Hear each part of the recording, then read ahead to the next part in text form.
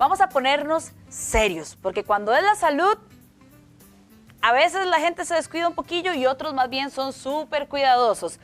¿Dónde están las chicas que ven Llegó la Hora? De hecho, si tienen alguna consulta sobre el tema que vamos a conversar, las invito para que nos escriban a nuestra cuenta de Instagram, Llegó la Hora CR.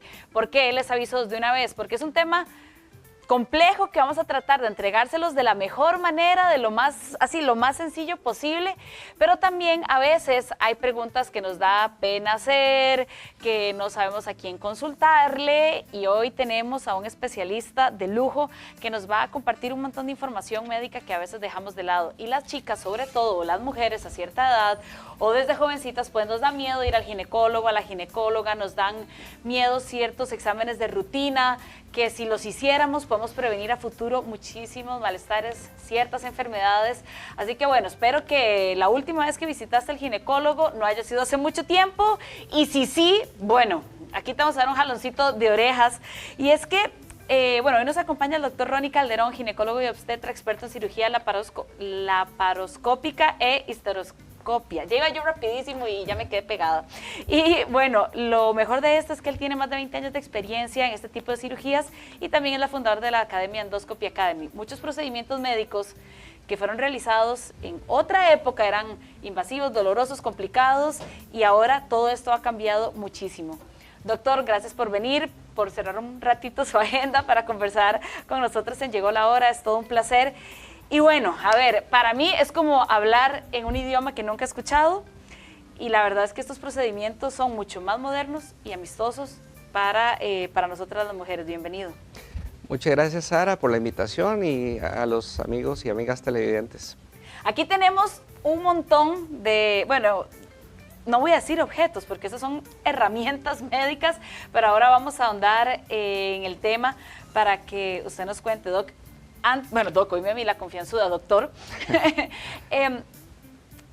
Antes o aún ahora en ciertos sitios, me imagino, hacer intervenciones quirúrgicas en el sistema reproductor femenino puede ser o era muy invasivo, y ahora todo ha cambiado un poco. Entonces yo quisiera que nos cuente un poquito sobre la laparoscopía. Excelente. Bueno, básicamente la laparoscopía significa visualización de una cavidad a través de un lente. Cuando uno escucha histeroscopía, laparoscopía, microscopio, se refiere a un aparato, un instrumento que tiene lentes.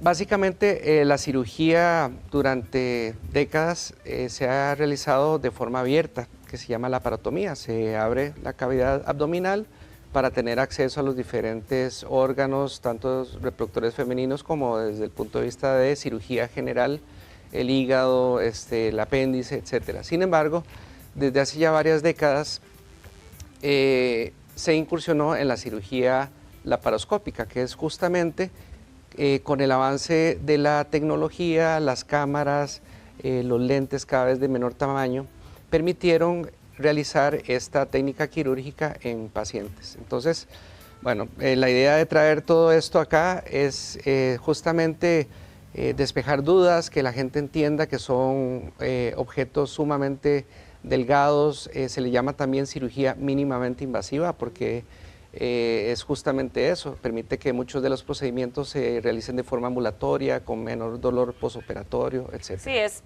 prácticamente inofensivo comparado a lo que se hacía hace mucho tiempo y que a veces se sigue teniendo ese concepto, porque yo tengo amigas jóvenes de mi edad que no quieren ir a hacerse sus exámenes, por ejemplo, de rutina, porque que si me duele y que no, y que qué vergüenza y que incómodo, y no entendemos que la salud no entiende de estas cosas. O sea, si nos enfermamos o adquirimos algún tipo de virus, va a aparecer, vayamos o no vayamos. Correcto. Y yo quisiera como que ahondemos para saber cómo se hace una de estas cirugías por ejemplo, en el útero, si fuese el caso. Correcto. Bueno, lo primero, como bien dijiste, es el chequeo ginecológico de rutina, que es justamente donde se hace el diagnóstico inicial. Muchos de los chequeos y de las cosas que aparecen de forma espontánea, de forma inadvertida, y no es sino realizando un ultrasonido o un examen ginecológico donde nos damos cuenta de que existe algún problema en la mujer. Yendo una vez al año, doctor, ¿estamos a tiempo de atajar cualquier padecimiento que pueda aparecer? Sí, por lo general una vez al año es la recomendación a nivel mundial, tanto para hacerse el monocapa o el papanicolado, como para hacer en la misma consulta, bueno, el examen físico, por supuesto, el examen de mamas y también el ultrasonido. No es algo así como que fui hoy, pasaron 3 meses y ya me apareció algo, o sea, no es tan veloz como imaginamos tampoco. No, depende de la patología, hay algunas patologías que pueden aparecer así, de esa forma, pero normalmente son quistes que resuelven solitos. Sin embargo, hay otro tipo de enfermedades que tardan más tiempo en progresar y en presentar síntomas. ¿Y cómo sería, por ejemplo, cómo se hacen este tipo de cirugías o en qué consisten? Ok, entonces básicamente una vez hecho el diagnóstico, bueno, por ejemplo, que la paciente tenga un quiste en el ovario o que la paciente, por ejemplo, tenga deseos de hacerse la salpingectomía, que es el corte y ligadura de trompas, o una histerectomía. Histerectomía puede ser un término un poco confuso, pero significa quitar el útero y con o sin ovarios. Justamente en pacientes que tienen problemas que no han sido controlados, de sangrados, por ejemplo, o fibromas, que también se les llama miomas. Entonces, básicamente la laparoscopía, lo que hacemos con la paciente en quirófano, dormida por supuesto, es que se coloca una agujita pequeña en el ombligo, se hace una incisión de 5 milímetros, o sea, estamos hablando de medio centímetro apenas. Nada. Nada, absolutamente nada. Es más visible un arete en el ombligo, la cicatriz Muy probablemente, que queda ahí. muy Sí, probablemente. Entonces, prácticamente las cicatrices no son visibles. Entonces, a través de esta agujita se coloca un gas que es dióxido de carbono. Con ese gas nos permite distender el abdomen. No es que va a quedar así, ese gas se saca al final del procedimiento, pero el distender el abdomen nos permite visualizar la cavidad, que es una cavidad obviamente colapsada.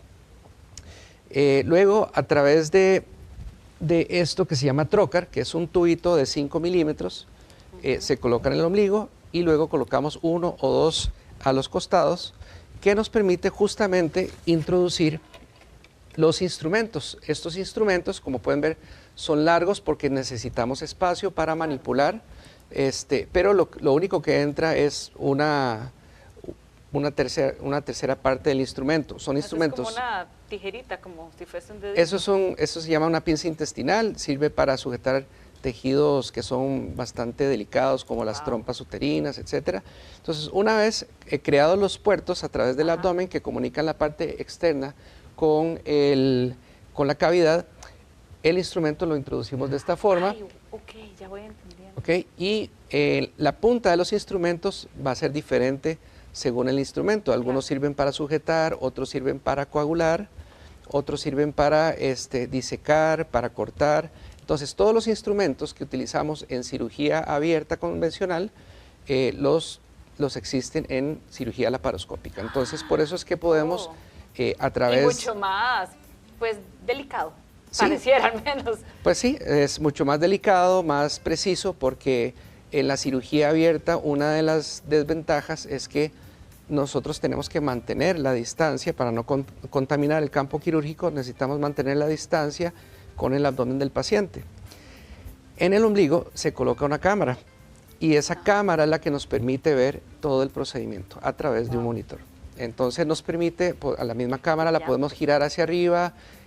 Siempre hacemos, yo tengo la costumbre de, aunque sea un procedimiento ginecológico, girar la cámara para explorar el abdomen superior, para ver que el hígado esté en buenas condiciones, la vesícula, el estómago. Este es el monitor, ¿se le podría llamar? Sí, no? esto es un ejemplo de monitor portátil. Obviamente los que están en el quirófano son más grandes, de mayor potencia. Este es uno que utilizamos para procedimientos de histeroscopia.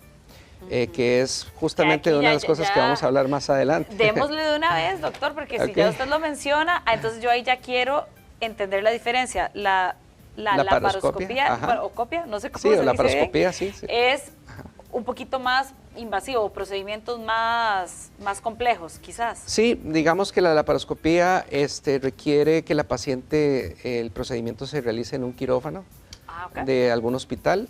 Hay algunos, la gran mayoría de los procedimientos de laparoscopía son ambulatorios. Eso quiere decir que la paciente llega en ayunas al centro médico, se hace la cirugía que puede demorar 1 hora o un poco más, dependiendo del tipo de procedimiento, 1 hora en recuperación y ya va para su casa a completar alivio, su... ¿no? Exacto. Y entonces, ahora brincamos a la histeroscopia.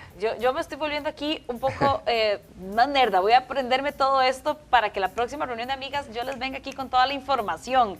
Entonces, ¿esta otra sería para procedimientos más pequeños o cuál sería la descripción correcta? Sí, la diferencia, bueno, tal vez mencionar que la laparoscopia se utiliza en prácticamente más del 95% de la cirugía ginecológica, es decir, sirve para quitar quistes de ovario, para quitar quistes en la trompa, para la salpingectomía, que es la oclusión de las trompas en casos de pacientes que no desean más embarazos, y ya procedimientos más complejos como la histerectomía, que es extirpar la matriz. O quitar la matriz, que es justamente se desprende de lo que lo tiene sujetada adentro y se utiliza un conducto natural, que es la vagina, para sacar la matriz, y eso nos permite hacer el procedimiento con heridas muy pequeñitas. En el caso de la histeroscopía, eso quiere decir que es el mismo principio, una cámara que se coloca por vía vaginal.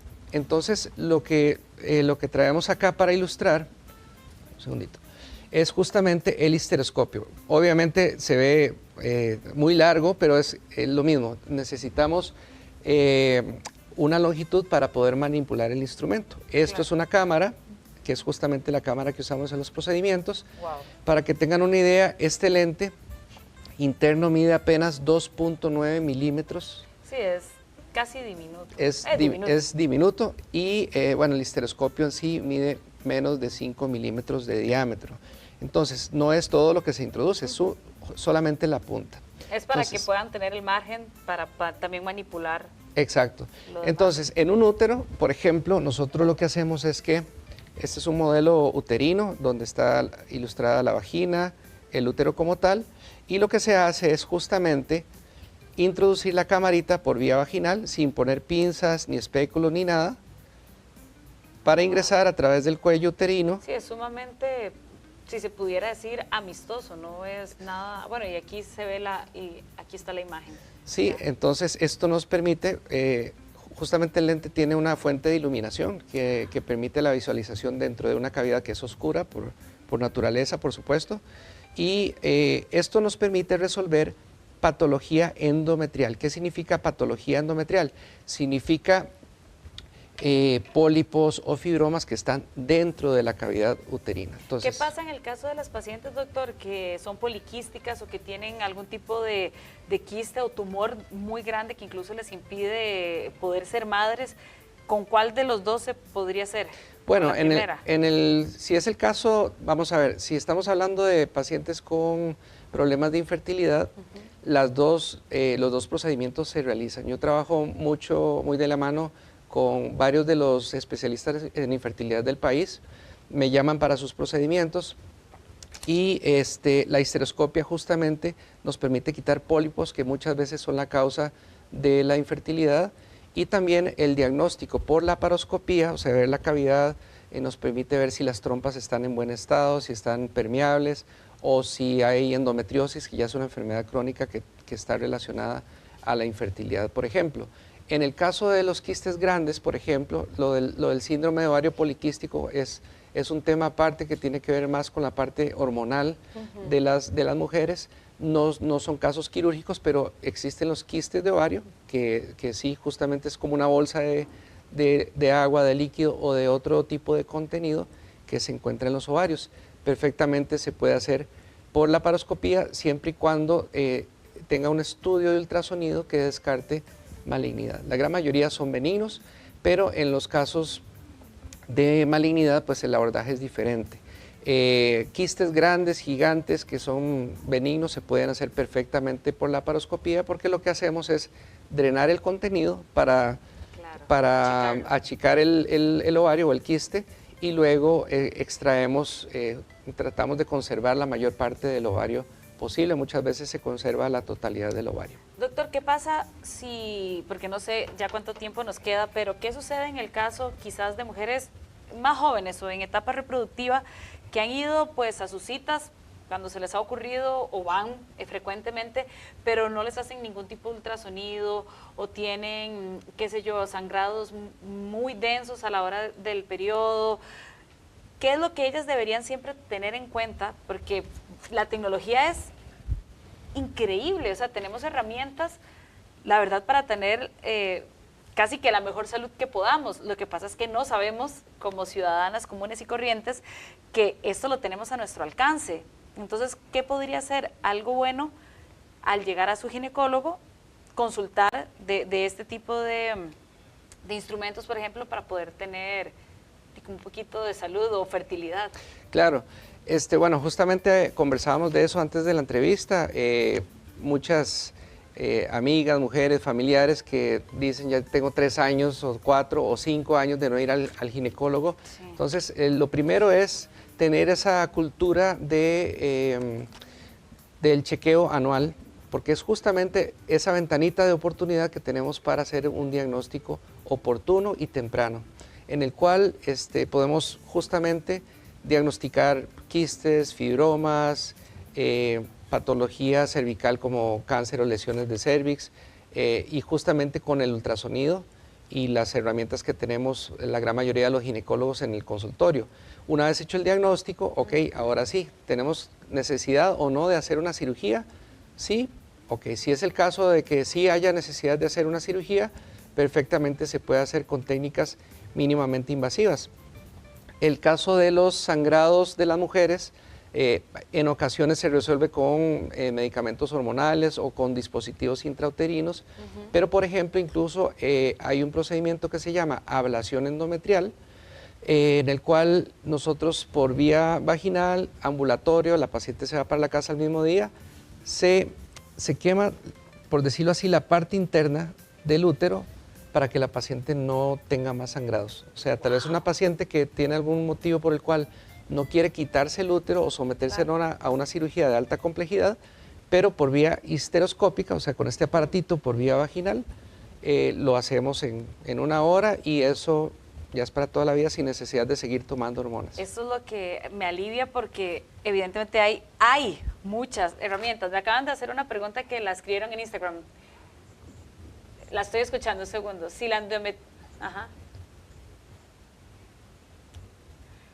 la endometriosis ajá, se adhirió a los órganos, ajá, si pone en riesgo la salud de la madre. Ok.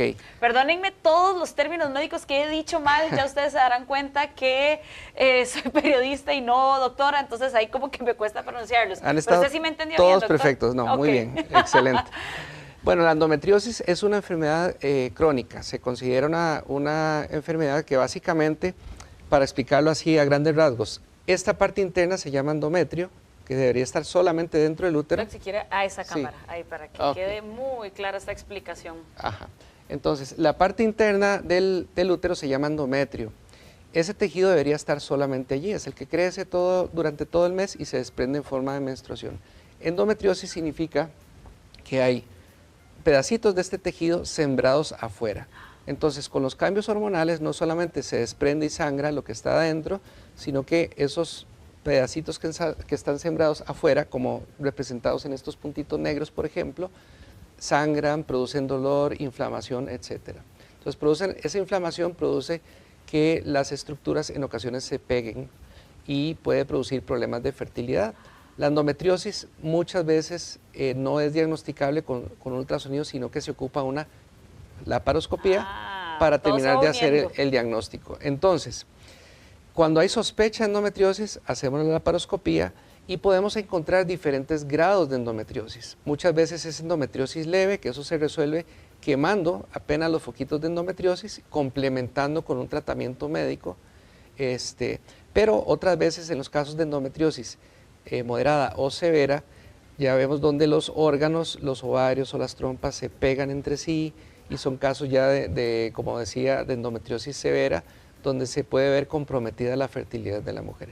Entonces, justamente cuando existen estos síntomas, que por lo general es un dolor menstrual que cada vez es mayor, más intenso, progresivamente, se puede sospechar de endometriosis y si logramos hacer un diagnóstico a una edad temprana, no no tal vez a en el caso de las mujeres que postergan su deseo de maternidad. Bueno, el diagnóstico a veces se hace de forma tardía cuando no logran un embarazo, y encontramos en algunas ocasiones que la endometriosis ya ha avanzado un poquito más. No quiere decir que todas las causas de endometriosis sean, de infertilidad sean por endometriosis, pero es una de las causas de infertilidad. Bueno, para que vean, hoy les dimos una entrevista un poquito más extensa de lo normal porque creo que el tema lo meritaba. Doctor, gracias por venir, de verdad me siento, bueno, pues satisfecha con la información. De hecho, no solo esta entrevista, sino el programa completo queda más o menos a las 7 u 8 de la noche en nuestro sitio web diarioextra.com para que ustedes lo puedan buscar, para que puedan compartirle esta información a sus amigas, primas, a su mamá, a todos sus familiares, porque la información es necesaria. Y yo creo que pensar que a mí no me pasa, o a mí no me va a pasar, o voy en 1 año, voy en 2 años, pasa la factura, ¿verdad, doctor? Correcto, sí, es importante, como decíamos, fomentar esa cultura preventiva de tener una consulta al año, de chequeo general. Eso no cuesta más que sacar el día, la tarde, para ir al médico y justamente pues lograr prevenir todas estas cosas de forma oportuna y temprana. Y bueno, muy agradecido de verdad por la invitación, gracias, Sara. Ahí cuando tengas gusto, con todo. ¿Podemos hacer una segunda parte? Por supuesto que podemos hacer una segunda parte. Pero no tan seguido, para no cancelar hay problema, tantas citas. Cuando tenga gusto. Sí, gracias, gracias. Bueno.